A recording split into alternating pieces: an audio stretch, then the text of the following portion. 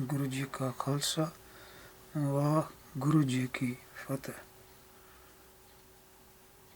गुरु जी का खालसा भी वाह है, भाव धन है। गुरु जी की फतेह भी धन है। वाह ते गुरु दो वखरे वखरे शब्द हैं। वाह शब्द फारसी का, गुरु शब्द संस्कृत है। फिर दर्शकों, सूरज प्रकाश विच ब्राह्मणवादी रलेवा इस बारे चर्चा कर रहे हैं। इस चर्चा विच ये 8वां भाग है। इस विचार करांगे तीसरे सतगुरु जी बारे कहा गया है कि वो मत्थे उत्ते तिलक लाउंदे सन। इस तो बिना विचार करांगे कि उन्होंने कवि संतोख सिंह ने एक नवा पंडित घड़ लिया जिसका नाम रख दिता केशव गोपाल पंडित। ये केशव गोपाल पंडित कित्थों सुझिया कवि नूं, इहदे बारे विचार करांगे। तो उसने किवें गुरु ग्रंथ साहब दी बाणी दे अनर्थ करन दी भी कोशिश की है। इस पंडित नूं घड़ के पंडित नूं कथा वार्ता विच ला के पंडित गुरु जी कोल आउंदा सी अते इतिहास की कथा करदा सी। किहड़े इतिहास की कथा करदा सी, इहदे बारे कवि संतोख सिंह ने कुछ नहीं लिखिया भी किहड़ा ग्रंथ वो पढ़दा सी लिया के। सिखां दा किहड़ा इतिहास बनाया होया सी जिहदे बारे पंडित नूं लोड़ सी कि आके संगत विच वो कथा करे। गुरु नानक पातशाह जी दा इतिहास सी पहलां, जिहदे बारे दूसरे पातशाह नूं चानना सी, जिहदे बारे तीसरे पातशाह नूं खुद चानना सी भी की किवें किवें उन्होंने उपदेश दिते दूर नेड़े जाके। ते ये पंडित जिहड़ा सी रखिया ये किहड़े इतिहास की कथा करदा सी। तो पंडित की कथा तो स्पष्ट है कि ये किसी ब्राह्मणवादी ग्रंथ की कथा करदा होएगा, क्योंकि सिखां दा उस वेले कोई इतिहास नहीं सी लिखती रूप में जिहदी ये आके कथा करदा। पर कवि संतोख सिंह ने इसनूं घड़ लिया, बना लिया, नाम भी रख दिता। गुरु ग्रंथ साहब की बाणी विच भी आया जिहड़ा पंडित भी वो पंडित का अर्थ इन्हें सच्ची मुच्ची इत्थे पंडित ही बना दिता। इहदे बारे विचार करते हैं। तो ये रैफरेंस है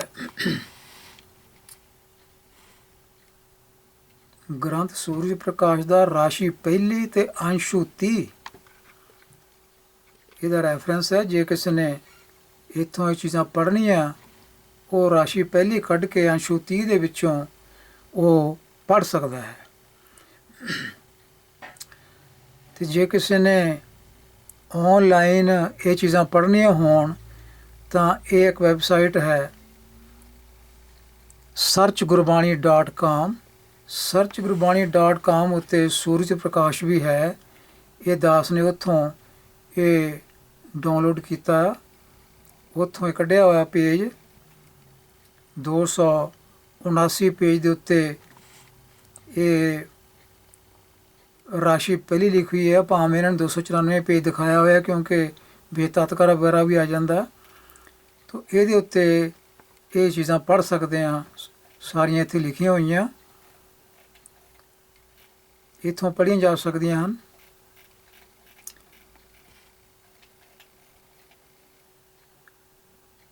तो होर जगह तो पढ़ना होवे तां उत्थों भी ये चीज़ां पढ़ियां जा सकदियां हन, डाउनलोड कर सकते आपां। ये सूर्य प्रकाश जिहड़ा ग्रंथ है ये भी होर थावां ते इहदे PDF भी उपलब्ध हैं। तो उत्थों ये भी वो भी देखे जा सकते हैं, पढ़े जा सकते हैं। जिस तरह यह है सूर्य प्रकाश श्री गुरप्रताप सूरज ग्रंथ राशि पहली, ये भी सानू उपलब्ध है। ये भी फाइल डाउनलोड की हुई है। ਇਹ ਫਾਈਲ ਤੁਸੀਂ ਡਾਊਨਲੋਡ ਕਰ ਸਕਦੇ ਹੋ ਈਸ਼ਰ ਮਾਈਕਰੋਮੀਡੀਆ, ਜਾਂ ਆਨਲਾਈਨ ਤੇ ਸਰਚ ਕਰੋ ਸੂਰਜ ਪ੍ਰਕਾਸ਼ ਗ੍ਰੰਥ PDF ਫਾਈਲ, ਉੱਥੋਂ ਵੀ ਇਹ ਨਿਕਲ ਸਕਦੀ ਹੈ। ਚਲੋ ਆਪਾਂ ਚੱਲਦੇ ਹਾਂ। ਅਸਲ ਕਹਾਣੀ ਜਿਹੜੀ ਹੈ ਰਾਸ਼ੀ ਪਹਿਲੀ ਅੰਸ਼ੂ 30, ਤੋ ਇਸ ਦੇ ਬਾਰੇ ਜਿਹੜੀ ਖੋਜ ਬਹੁਤ ਸਾਰੀ ਹੋਰ ਕੀਤੀ ਹੈ ਉਹ ਗਿਆਨੀ ਸੋਹਣ ਸਿੰਘ ਸੀਤਲ ਨੇ ਵੀ ਕੀਤੀ ਹੈ। ਉਸਨੇ ਪੁਸਤਕਾਂ ਲਿਖੀਆਂ ਸਿੱਖ ਇਤਿਹਾਸ ਦੇ ਸੋਮੇ, 5 ਭਾਗ ਲਿਖੇ ਉਸਨੇ, ਅਤੇ ਸਿੱਖ ਇਤਿਹਾਸ ਦੇ ਸੋਮੇ ਉਹਨਾਂ ਵਿੱਚ ਸਾਰੇ ਇਹਨਾਂ ਨੇ ਲਗਭਗ ਕਵਰ ਕਰਨ ਦੀ ਕੋਸ਼ਿਸ਼ ਕੀਤੀ ਹੈ ਅਤੇ ਆਪਣੀਆਂ ਟਿੱਪਣੀਆਂ ਦਿੱਤੀਆਂ ਹਨ। ਅਤੇ ਇਹ ਵੀ ਪੁਸਤਕਾਂ ਡਾਊਨਲੋਡ ਹੋ ਸਕਦੀਆਂ ਹਨ PDF ਇਹਨਾਂ ਦੇ। ਸਿੱਖ ਇਤਿਹਾਸ ਦੇ ਸੋਮੇ ਗਿਆਨੀ ਸੋਹਣ ਸਿੰਘ ਸੀਤਲ, ਇਹ ਜਿਹੜੀ ਇਹ ਕਿਤਾਬ ਹੈ ਸਿੱਖ ਇਤਿਹਾਸ ਦੇ ਸੋਮੇ ਗਿਆਨੀ ਸੋਹਣ ਸਿੰਘ ਸੀਤਲ, ਇਹ ਵੀ ਪੁਸਤਕ ਪੜ੍ਹਨਯੋਗ ਹੈ। ਇਸ ਵਿੱਚ ਵੀ ਜਿਹੜਾ ਚੌਥਾ ਭਾਗ ਹੈ ਇਹਦੇ ਵਿੱਚ ਉਸਨੇ ਸੂਰਜ ਪ੍ਰਕਾਸ਼ ਨੂੰ ਲਿਆ, ਚੌਥੇ ਦੇ 5ਵੇਂ ਭਾਗ ਵਿੱਚ ਵੀ ਸੂਰਜ ਪ੍ਰਕਾਸ਼ ਨੂੰ ਲਿਆ, ਅਤੇ ਬਾਕੀ ਜਿਹੜੇ ਭਾਗ ਹਨ ਉਹਨਾਂ ਵਿੱਚ ਇਹਨਾਂ ਨੇ ਹੋਰ ਇਤਿਹਾਸਕ ਦੇ ਗ੍ਰੰਥ ਜਿਹੜੇ ਆ ਉਹ ਸਟੱਡੀ ਕੀਤੇ ਹੋਏ ਆ। ਚਲੋ ਆਪਾਂ ਚੱਲਦੇ ਹਾਂ ਰਾਸ਼ੀ ਪਹਿਲੀ ਅੰਸ਼ੂ 30 ਵੱਲ। ਸੋ ਭਾਈ ਬੱਲੂ ਇਹਨਾਂ ਦਾ ਕਹਿੰਦੇ ਸੇਵਾਦਾਰ ਸੀ, ਤੀਸਰੇ ਪਾਤਸ਼ਾਹ ਦਾ ਭਾਈ ਬੱਲੂ ਗੁਰੂ ਅਮਰਦਾਸ ਜੀ ਦੀ ਸੇਵਾ ਵਿੱਚ ਲੱਗ ਗਿਆ, ਜੋ ਗੁਰੂ ਜੀ ਦੇ ਮੱਥੇ ਉੱਤੇ ਤਿਲਕ ਲਾਉਣ ਦੀ ਸੇਵਾ ਕਰਦਾ ਸੀ, ਚੰਦਨ ਦਾ ਤਿਲਕ ਲਾਉਂਦਾ ਸੀ।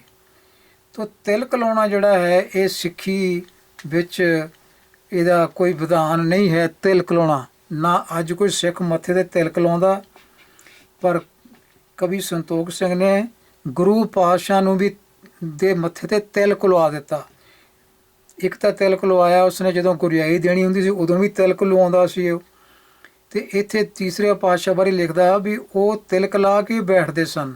ਬੱਲੂ ਉਹਨਾਂ ਦੇ ਰੋਜ਼ਾਨਾ ਤਿਲਕ ਲਾਉਣ ਦੀ ਸੇਵਾ ਕਰਦਾ ਹੁੰਦਾ ਸੀ, ਇਹ ਲਿਖਿਆ ਹੋਇਆ। ਹੁਣ ਇਹਦਾ ਪ੍ਰਮਾਣ ਕੀ ਆ?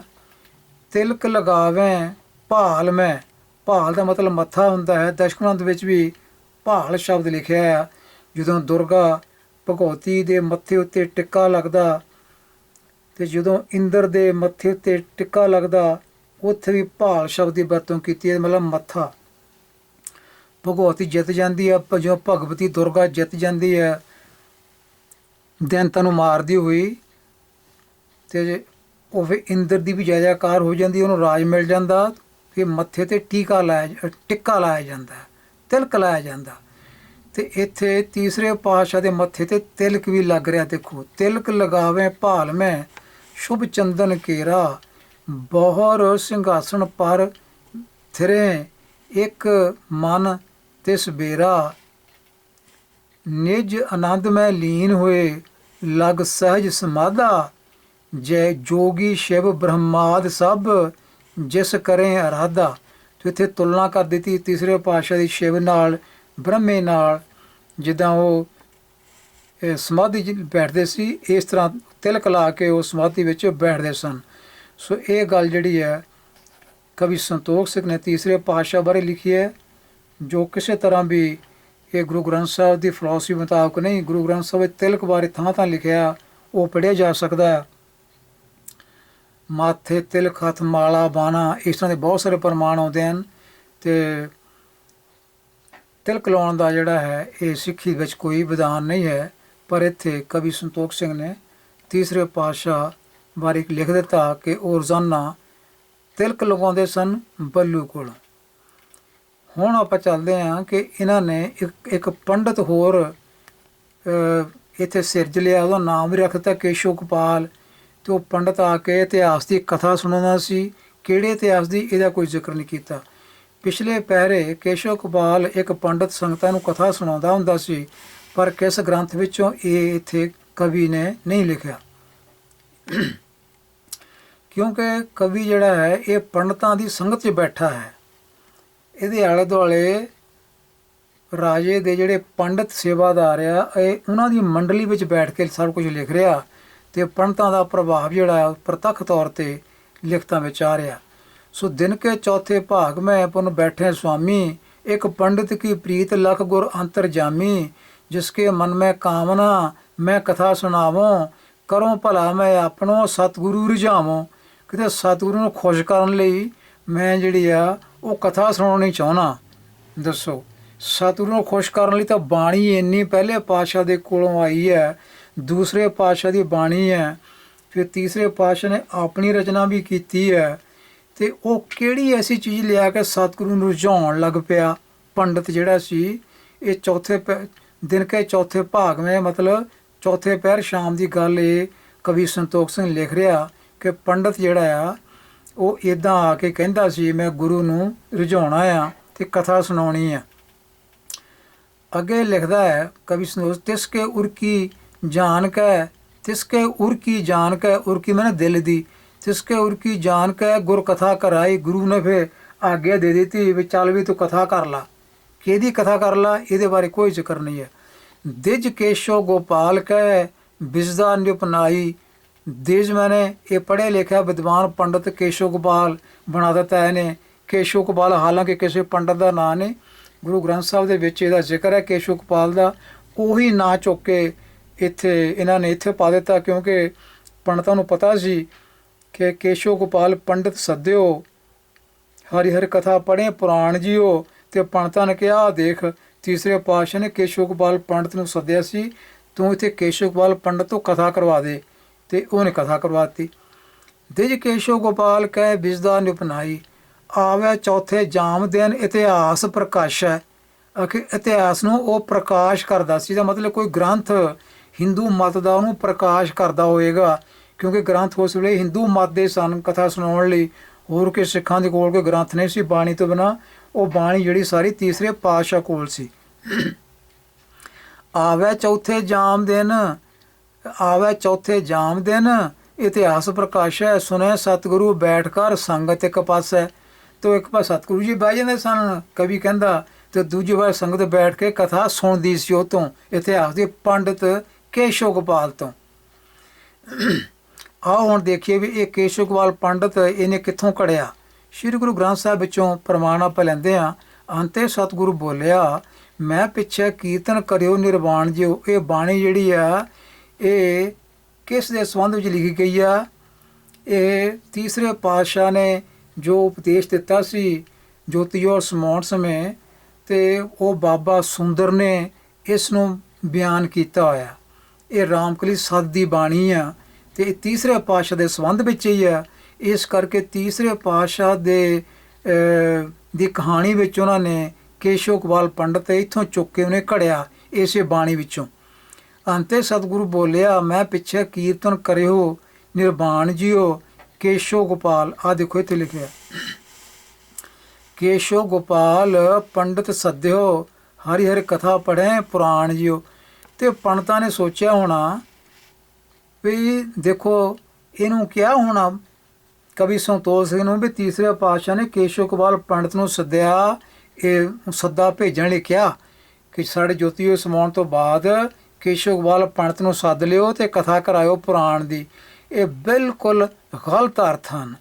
ਅਤੇ ਇੱਥੋਂ ਹੀ ਕੇਸ਼ੋ ਗੋਪਾਲ ਪੰਡਿਤ ਜਿਹੜਾ ਸੀ ਇਹਨੂੰ ਚੁੱਕ ਕੇ ਕਵੀ ਨੇ ਤੀਸਰੇ ਪਾਤਸ਼ਾਹ ਦੀ ਜੀਵਨੀ ਕਹਾਣੀ ਵਿੱਚ ਪਾ ਦਿੱਤਾ ਕਿ ਉਹ ਆ ਕੇ ਇਤਿਹਾਸ ਦੀ ਕਥਾ ਸੁਣਾਇਆ ਕਰਦਾ ਸੀ, ਅਤੇ ਉਹਦਾ ਰੈਫਰੈਂਸ ਸਿੱਧਾ ਬਣਾਤਾ ਤੀਸਰੇ ਪਾਤਸ਼ਾਹ ਨਾਲ ਵੀ ਜੋਤੀ ਸਮਾਉਣ ਸਮੇਂ ਗੁਰੂ ਜੀ ਨੇ ਕਿਹਾ ਵੀ ਉਸੇ ਕੇਸ਼ੋ ਗੋਪਾਲ ਪੰਡਿਤ ਨੂੰ ਜਿਹੜਾ ਸੱਦਿਓ ਅਤੇ ਆ ਕੇ ਉਹ ਤੋਂ ਕਥਾ ਸੁਣਿਓ। ਹਾਲਾਂਕਿ ਇੱਥੇ ਕੇਸ਼ੋ ਗੋਪਾਲ ਕਿਸੇ ਪੰਡਿਤ ਦਾ ਨਾਂ ਨਹੀਂ, ਕੇਸ਼ੋ ਕਿਸੇ ਪੰਡਿਤ ਦਾ ਨਾਂ ਨਹੀਂ, ਗੋਪਾਲ ਕਿਸੇ ਪੰਡਿਤ ਦਾ ਨਾਂ ਨਹੀਂ। ਪੰਡਿਤ ਜਿਹੜਾ ਸ਼ਬਦ ਆ ਇਹ ਵੀ ਇੱਕ ਵਚਨ ਨਹੀਂ। ਇੱਥੇ ਇਹ ਸਾਰੇ ਸ਼ਬਦ ਜਿਹੜੇ ਆ ਇਹਨਾਂ ਦਾ ਅਰਥ ਕਿਸੇ ਪੰਡਿਤ ਨਾਲ ਸੰਬੰਧਿਤ ਨਹੀਂ ਹੈ, ਪਰ ਕਵੀ ਸੰਤੋਖ ਸਿੰਘ ਨੇ ਇਸੇ ਕੇਸ਼ੋ ਗੋਪਾਲ ਨੂੰ ਪੰਡਿਤ ਬਣਾ ਕੇ ਤੀਸਰੇ ਪਾਤਸ਼ਾਹ ਨਾਲ ਜੋੜ ਦਿੱਤਾ। ਪ੍ਰੋਫੈਸਰ ਸਾਹਿਬ ਸਿੰਘ ਦਾ ਇਹ ਟੀਕਾ ਜਿਹੜਾ ਆ ਉਹਦੇ ਵਿੱਚ ਲਿਖਿਆ ਹੋਇਆ ਲਫ਼ਜ਼ ਪੰਡਿਤ, ਪੰਡਿਤੂ ਅਤੇ ਪੜ੍ਹੇ ਸੰਬੰਧੀ ਗੁਰਬਾਣੀ ਵਿੱਚ ਕਈ ਪ੍ਰਮਾਣ ਪੜ੍ਹ ਕੇ ਅਸੀਂ ਸਮਝ ਚੁੱਕੇ ਹਾਂ ਕਿ ਇਸ ਪੌੜੀ ਦੀ ਤੁਕ ਵਿੱਚ ਵਰਤਿਆ ਹੋਇਆ ਲਫ਼ਜ਼ ਪੰਡਿਤ ਬਹੁਵਚਨ ਹੈ। ਪੰਡਿਤ ਸ਼ਬਦ ਜਿਹੜਾ ਹੈ ਬਹੁਵਚਨ ਹੈ, ਅਤੇ ਇਹ ਕਵੀ ਸੰਤੋਖ ਸਿੰਘ ਨੂੰ ਵੀ ਇਲਮ ਨਹੀਂ ਆਇਆ ਇੱਥੇ ਵੀ ਉਹ ਕੀ ਕਰਨ ਲੱਗਾ ਆ, ਇਹ ਨਵਾਂ ਪੁੱਠਾ ਕੰਮ ਕਰਨ ਲੱਗਾ ਬ੍ਰਾਹਮਣਵਾਦ ਵਾਲਾ। ਪੰਡਤ ਸ਼ਬਦ ਜਿਹੜਾ ਤਾਂ ਤੈਨੂੰ ਔਂਕੜ ਨਹੀਂ ਹੈ, ਇਹ ਸ਼ਬਦ ਬਹੁਵਚਨ ਹੈ, ਸੰਬੰਧ ਕਾਰਕ ਹੈ, ਬਹੁਵਚਨ ਹੈ। ਪ੍ਰੋਫੈਸਰ ਸਾਹਿਬ ਲਿਖਦੇ ਹਨ ਕਿ ਭਾਵ ਇੱਥੇ ਕਿਸੇ ਇੱਕ ਪੰਡਤ ਵੱਲ ਇਸ਼ਾਰਾ ਨਹੀਂ ਹੈ। ਕਈ ਪੰਡਤਾਂ ਨੂੰ ਸੱਦਣ ਦਾ ਹੁਕਮ ਹੈ ਜੋ ਆ ਕੇ ਹਰੀ ਕਥਾ ਅਤੇ ਹਰੀ ਨਾਮ ਰੂਪ ਪੁਰਾਣ ਪੜ੍ਹਨ। ਇੱਥੇ ਕੋਈ ਪੁਰਾਣ ਪੜ੍ਹਨ ਦੀ ਗੱਲ ਨਹੀਂ ਹੈ ਕਿ ਗਰੁੜ ਪੁਰਾਣ, ਜਿਵੇਂ ਹਿੰਦੂ ਮੱਤ ਵਿੱਚ ਗਰੁੜ ਪੁਰਾਣ ਦੀ ਕਥਾ ਹੁੰਦੀ ਹੈ ਮਰਨ ਵੇਲੇ ਉਹਨਾਂ ਸੰਬੰਧੀ ਕਰਦੇ ਹਨ, ਜਾਂ ਪੰਡਤ ਕਰਦਾ ਹੈ ਉੱਥੇ ਆ ਕੇ, ਜਾਂ ਚਾਰਜ ਹੁੰਦਾ ਹੈ। ਇੱਥੇ ਕਿਸੇ ਗਰੁੜ ਪੁਰਾਣ ਦੀ ਕਥਾ ਦਾ ਜ਼ਿਕਰ ਨਹੀਂ ਹੈ, ਇੱਥੇ ਹਰੀ ਹਰੀ ਕਥਾ ਜ਼ਿਕਰ ਹੈ। ਭਾਵ ਗੁਰਬਾਣੀ ਪੜ੍ਹਨ ਦਾ ਇੱਥੇ ਆਦੇਸ਼ ਹੈ। ਜੋ ਕਿਰਿਆ ਕਰਮ ਕਰਾਉਣ ਦਾ ਹਜ਼ੂਰ ਹੁਕਮ ਦਿੰਦੇ, ਜੇ ਕਿਰਿਆ ਕਰਮ ਕਰਾਉਣ ਦਾ ਹਜ਼ੂਰ ਹੁਕਮ ਦਿੰਦੇ ਤਾਂ ਕੇਵਲ ਇੱਕ ਆਚਾਰਜ ਨੂੰ ਸੱਦਣ ਦਾ ਸੁਨੇਹਾ ਹੀ ਹੁੰਦਾ। ਕਦੇ ਕਿਸੇ ਘਰ ਕਿਰਿਆ ਵਾਸਤੇ ਬਹੁਤੇ ਆਚਾਰਜਾਂ ਦੀ ਲੋੜ ਨਹੀਂ ਪੈਂਦੀ। ਹਿੰਦੂ ਘਰਾਂ ਵਿੱਚ ਕੇਵਲ ਇੱਕੋ ਆਚਾਰਜ ਹੁੰਦਾ ਹਰ ਘਰ ਦਾ। ਹਿੰਦੂ ਸੱਜਣਾ ਵਿੱਚ ਹਰੇਕ ਘਰ ਦਾ ਇੱਕ ਹੀ ਆਚਾਰਜ ਹੁੰਦਾ ਹੈ। ਅਤੇ ਇੱਥੇ ਪੰਡਤ ਸ਼ਬਦ ਜਿਹੜਾ ਹੈ ਉਹ ਪਲੂਰਲ ਹੈ, ਇੱਕ ਵਚਨ ਨਹੀਂ ਹੈ। ਹੁਣ ਦੇਖੋ ਅਰਥ ਕੀ ਹੈ। ਜੋਤੀ ਜੋ ਸਮਾਉਣ ਵੇਲੇ ਗੁਰੂ ਅਮਰਦਾਸ ਜੀ ਨੇ ਆਖਿਆ, ਇਹ ਭਾਈ ਮੇਰੇ ਪਿੱਛੋਂ ਨਿਰੋਲ ਕੀਰਤਨ ਕਰਿਓ। ਨਿਰਵਾਣ ਦਾ ਮਤਲਬ ਨਿਰੋਲ ਕੀਰਤਨ ਕਰਿਓ। ਕੇਸ਼ੋ ਗੋਪਾਲ ਦੇ ਬ੍ਰੈਕਟ 'ਚ ਲਿਖਿਆ ਉਹਨਾਂ ਨੇ ਅਕਾਲ ਪੁਰਖ ਦੇ, ਕੇਸ਼ੋ ਗੋਪਾਲ ਦੇ। ਹੁਣ ਕੇਸ਼ੋ ਜਿਹੜਾ ਆ ਇਹਦਾ ਗੁਰੂ ਗ੍ਰੰਥ ਸਾਹਿਬ ਹੋਰ ਥਾਂ ਵੀ ਰੱਬ ਦੇ ਨਾਂ ਨੂੰ ਕੇਸ਼ੋ ਕਿਹਾ ਗਿਆ। ਕਬੀਰ ਕੇਸ਼ੋ ਕੂਕੀਆ ਨਾ ਸੋਈਐ ਸਾਰ, ਉੱਥੇ ਵੀ ਕੇਸ਼ੋ ਸ਼ਬਦ ਵਰਤਿਆ, ਰੱਬ ਵਾਸਤੇ ਵਰਤਿਆ। ਦੂਸਰਾ ਗੋਪਾਲ ਸ਼ਬਦ ਜਿਹੜਾ ਹੈ ਇਹ ਵੀ ਗੁਰੂ ਗ੍ਰੰਥ ਸਾਹਿਬ ਬਹੁਤ ਥਾਵਾਂ 'ਤੇ ਰੱਬ ਵਾਸਤੇ ਆਉਂਦਾ ਹੈ। ਮਨ ਜਪੋ ਰਾਮ ਗੋਪਾਲ, ਅਤੇ ਹੋਰ ਬਹੁਤ ਥਾਵਾਂ 'ਤੇ ਆਉਂਦਾ। ਅਤੇ ਇੱਥੇ ਗੋਪਾਲ ਸ਼ਬਦ ਜਿਹੜਾ ਆ ਇਹ ਵੀ ਸੰਬੰਧ ਕਾਰਕ ਹੈ, ਲੱਲੇ ਨੂੰ ਔਂਕੜ ਨਹੀਂ ਹੈ। ਗੋਪਾਲ ਦੇ, ਕੇਸ਼ੋ ਗੋਪਾਲ ਦੇ, ਇਹਦਾ ਮਤਲਬ ਰੱਬ ਦੇ ਪੰਡਤਾਂ ਨੂੰ ਸਦ ਘੱਲਿਓ। ਪੰਡਤ ਸ਼ਬਦ ਬਹੁਵਚਨ ਹੈ, ਪੰਡਤਾਂ ਨੂੰ ਸਦ ਘੱਲਿਓ। ਤੋ ਕੇਸ਼ੋ ਗੋਪਾਲ ਦੇ ਪੰਡਤ ਕੌਣ ਆ? ਗੁਰਸਿੱਖ ਕੇਸ਼ੋ ਗੋਪਾਲ ਦੇ ਪੰਡਤ ਹਨ। ਇਹ ਰੱਬ ਦੇ ਪੰਡਤ ਹਨ, ਗੁਰਸਿੱਖ ਜਿਹੜੇ ਹਨ, ਜੋ ਆ ਕੇ ਅਕਾਲ ਪੁਰਖ ਦੀ ਕਥਾ ਵਾਰਤਾ ਰੂਪ ਪੁਰਾਣ ਪੜ੍ਹਨ। ਤੋ ਕੀ ਪੜ੍ਹਨ ਆ ਕੇ? ਅਕਾਲ ਪੁਰਖ ਦੀ ਕਥਾ, ਹਰੀ ਹਰੀ ਕਥਾ। ਅਤੇ ਕਿੱਥੇ ਆ ਹਰੀ ਹਰੀ ਕਥਾ? ਕਿੱਥੇ ਆ? ਉਹ ਗੁਰਬਾਣੀ ਵਿੱਚ ਆ। ਗੁਰਬਾਣੀ ਜਿਹੜੀ ਹੈ ਇਹ ਰੱਬ ਦੀ ਕਥਾ ਹੈ, ਹਰੀ ਹਰੀ ਕਥਾ ਹੈ। ਤੋ ਮਤਲਬ ਗੁਰਬਾਣੀ ਪੜ੍ਹਨ ਆ ਕੇ ਕੀਰਤਨ ਕਰਨ ਗੁਰਬਾਣੀ ਦਾ, ਅਤੇ ਗੁਰਬਾਣੀ ਦੀ ਕਥਾ ਕਰਨ। ਅਸਲ 'ਚ ਇਹਦਾ ਇਹ ਅਰਥ ਹੈ। ਪਰ ਕਵੀ ਸੰਤੋਖ ਸਿੰਘ ਨੇ ਇੱਥੋਂ ਕੇਸ਼ੋ ਗੋਪਾਲ ਪੰਡਤ ਬਣਾ ਲਿਆ, ਅਤੇ ਪੰਡਤ ਬਣਾ ਕੇ ਉਸਨੂੰ ਤੀਸਰੇ ਪਾਤਸ਼ਾਹ ਨਾਲ ਜੋੜ ਦਿੱਤਾ ਕਿ ਤੀਸਰੇ ਪਾਤਸ਼ਾਹ ਹਜ਼ੂਰ ਆ ਕੇ ਉਹ ਪੰਡਤ ਕਿਸੇ ਇਤਿਹਾਸ ਦੀ ਕਥਾ ਕਰਿਆ ਕਰਦਾ ਸੀ, ਕਿਸੇ ਹਿੰਦੂ ਗ੍ਰੰਥ ਦੀ ਕਥਾ ਕਰਿਆ ਕਰਦਾ ਸੀ। ਪਰ ਉਸ ਹਿੰਦੂ ਗ੍ਰੰਥ ਦਾ ਨਾਂ ਜਿਹੜਾ ਇਹ ਅਵੋਇਡ ਕਰ ਗਿਆ, ਲਿਖਣ ਤੋਂ ਪਾਸੇ ਰੱਖ ਦਿੱਤਾ। ਸੋ ਪਿਆਰਿਓ, ਇਹ ਦੋਵੇਂ ਮਨਮਤਾਂ ਹਨ ਜੋ ਬ੍ਰਾਹਮਣਵਾਦੀ ਪ੍ਰਭਾਵ ਹੇਠ ਕਵੀ ਨੇ ਲਿਖ ਦਿੱਤੀਆਂ ਹਨ। ਕਵੀ ਸੰਤੋਖ ਸਿੰਘ ਨੂੰ ਗੁਰਬਾਣੀ ਦੀ ਤੋਕ ਕੇਸ਼ੋ ਗੋਪਾਲ ਪੰਡਤ ਸੱਦਿਓ। ਹਰੀਹਰ ਕਥਾ ਆਪਣੇ ਪ੍ਰਾਣ ਜਿਉ ਦੀ ਰਦਾ ਜਿੰਨੀ ਵੀ ਸਮਝ ਨਹੀਂ ਆਈ।